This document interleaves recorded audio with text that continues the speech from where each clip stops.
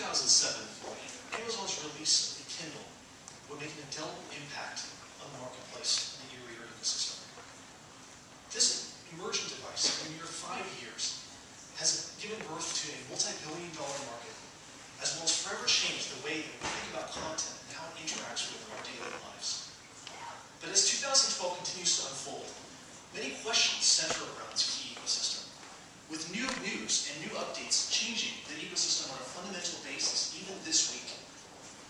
The question is, where is the value for machine capital, and how can it capitalize on these key market trends?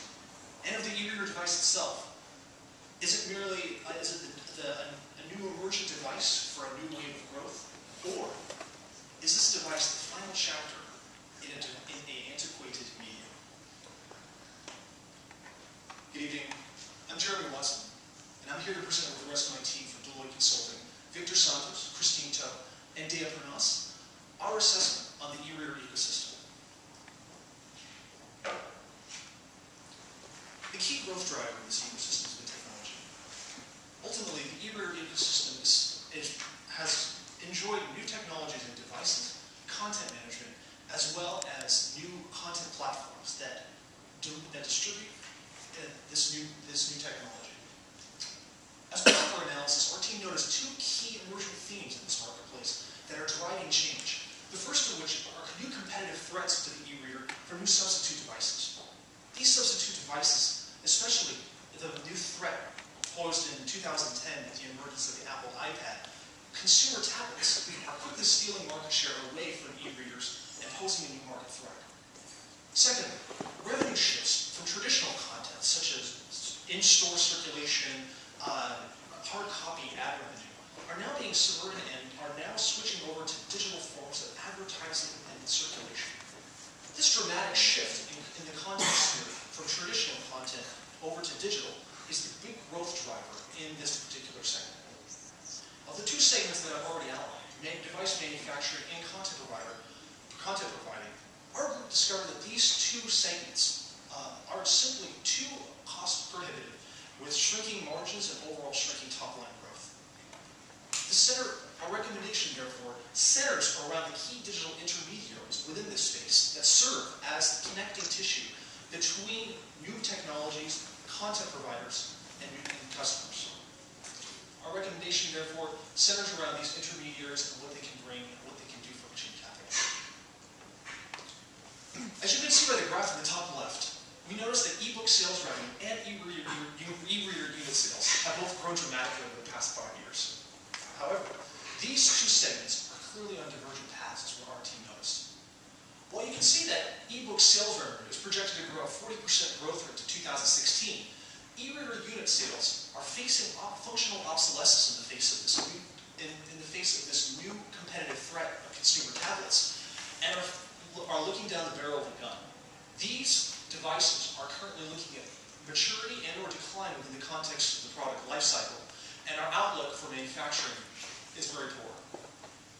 Likewise, in content providing, these companies are very cost-heavy with high COGS and a lack of intellectual property protections, and ultimately a very poor growth within a very poor fit for the machine capital technology portfolio.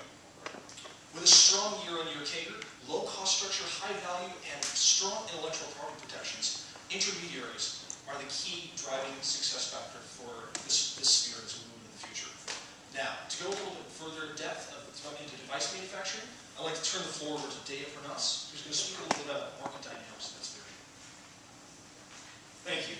Jeremy touched on it a little earlier. I'm going to go in depth in the manufacturing segment. And I'm going to start with the dynamic between tablets and e-readers and how that has transformed the manufacturing industry and ultimately rendered it unsuitable for late-stage VC investment. So, we all know that e-readers struggle to compete with tablets on a functional level. Tablets, they got multimedia, video games, apps, about a million different apps. E-readers just simply cannot handle the functionality that tablets can handle. But what can e-readers compete with tablets on? Selling price. Typically, e-readers have sold for about 3 to 2.5 times lower than tablets, and in that sense, differentiating themselves as a product. But what have we seen in the market lately? Amazon comes out with the Kindle Fire in November of 2011, with a selling price of $199, shaving off that gap that the e-readers enjoy. Now, I think it's important to step back and realize why and how Amazon is able to do this. See, Amazon realizes you can only sell somebody one e-reader or one tablet, but you can sell them an unlimited amount of content. Content that they're making a large margin on, up to 30% on ebooks, video games, movies. They're making large margins on these things. Now, going back to my main point about how this is affecting the manufacturing industry, so we can see from our top left graph, tablets are stealing market share away from e-readers. E-reader growth is tapering off, and at least throughout 2014, it's increasing in absolute terms. The reason for this increase is not a fundamental change in demand, but because of the elasticity of the market, which brings me to my next slide. So we see from the top left graph here, the blue line indicates average selling price, red line is shipments. Selling price goes up, selling price goes down, shipments go way up. Really illustrates exactly what the elasticity of the market is. Pretty elastic market. Now, manufacturers that have a content advantage like Amazon, they want as much market share as possible in order to streamline their high margin content. So they see this, and they're saying to themselves, okay, we're trying to get as much market share, we're going to drop our price as much as possible in order so we can get all this content out there. Now, I want to ask you a question. What do you think is going to happen to the manufacturer-only firms, the ones who do not have the content advantage of a Kobo, a Barnes & Noble, Amazon? What do you think is going to happen to them? And also, keep in mind that by the nature of the e-reader, it's hard to differentiate your product. As you can probably guess, these firms are not doing so well. They're going out of business or discontinuing their e-reader sales. Firms like Irex, Ogden, Foxit, all firms that seem well positioned, but before this loss leader pricing strategy dynamic, are all gone. Now, I know I've talked a lot about content, and I want to examine the question of, hey, are there any opportunities in the content space? And I'll pass it over to my colleague Christine, who's going to tell you all about it.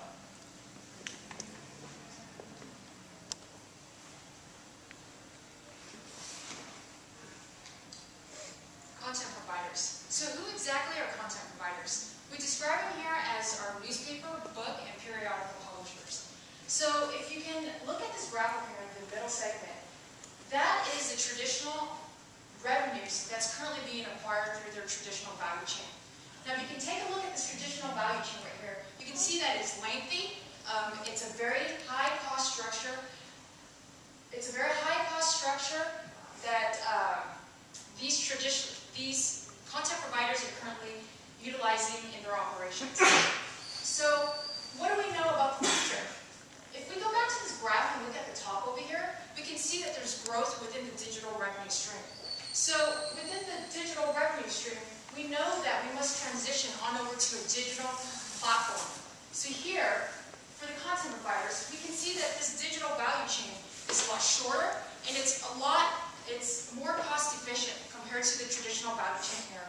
So what's holding back these content providers today?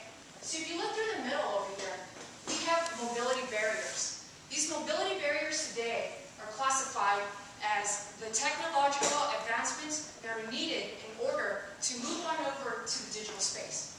So what we know today is that the core competencies for these content providers is a complete mismatch in order to transition on over to this digital value chain. So what do they plan to do about this in the future? Through a financial analysis, if you can take a look at the mean over here, we can still see that they're bringing in a very high gross margin. But at the end of the day, their EBIT is still very low. So what that tells us is that they're still absorbing a lot of these costs into the traditional value chain. So at the end of the day, we know that this sector is still risky. We know that they haven't been able to move on over to the digital platform. And we also know that the digital revenue and the growth in this sector is insufficient in scale in order to compensate for the industry-wide contraction. So, I'm going to introduce to you Victor, who will talk about the intermediary space and the growth opportunities. Now, let's talk about the money. Intermediaries are where the real opportunities are. And although a very broad category, our team decided to break it down into 6 subsegments within 2 strategic groups, as you see here. On the left side, you have the big players in a very saturated market with a high risk and low potential for growth, with very high barriers to entry. However, on the right side, we see content platforms, niche online services, and infrastructure tech partners that have been able to differentiate themselves through a focused, narrow, business-level strategy, and been able to capitalize on specialized markets such as the e-textbooks, a $1.88 billion industry. Our team believes that the best opportunity are infrastructure tech partners. The threats that are harming content providers actually create opportunities for a new digital trend for infrastructure and tech partners, such as Aptar and Virginia, and are often overlooked by the big players. So, which brings me to my next slide. So this infrastructure and tech partner is a very emerging subsegment. So what our team did is we chose comparable companies in the intermediaries and software industries of a similar peer universe to see what kind of numbers we're looking at within the 3 to 5 year projection. We did a TCF analysis with similar comparable companies, and we found that unlike content providers in manufacturing, they're actually experiencing very low cost structures with very high margins and with 14 to 20% CAGR within the next 3 years. With, as you see up there, very interesting multiples. You know, the analysis is great and the numbers are great, but let me step back for a moment. I'm going to talk to you about Aptar. Well, you see, Aptar is a global leader in digital publishing solutions, and they both in the e-learning, e-book, and app space. They do from content publishing, cross-publishing platforms, content creation, graphic design, and it was recently acquired in February 2012 for $144 million. iReader, London public traded company, recently bought and its stock went up 19%. They get it. They understand that the digital trends in these markets and the new opportunities with cloud computing and virtualization are creating new opportunities for these specialized, IP-rich, specialized subsegments. So, let me ask you, are we going to let this opportunity fly by, or are we going to take hold of your expertise in identifying this undervalued segment and making this an investment of a lifetime? I will pass it on to my colleague Jeremy to close this up. Thank you, Victor. iEnergizer understands where the market is headed, and so do we. Ultimately, the value proposition that digital intermediaries give to Chain Capital is capturing the key market driver that content providers are currently benefiting from: digital growth. However, ultimately, the content providers are simply too reliant on traditional revenue streams with inadequate financial performance to warrant a recommendation in this segment. Likewise, in manufacturing, the plateauing growth and declining margins this is a device that's simply unable to compete with consumer tablets in the short and long term. Ultimately, digital intermediaries, especially in niche online services and infrastructure and tech partners, give us a strong value proposition for Chain Capital in the future. Post-acquisition, as the market continues to shift focus to digital segments, we look forward to double-digit returns over the holding period that are protected by strong intellectual property protections, such as the proprietary systems of Virginia and of Aptar. As an exit strategy, we look forward to, after the post-holding period, an attractive divestiture to larger market rivals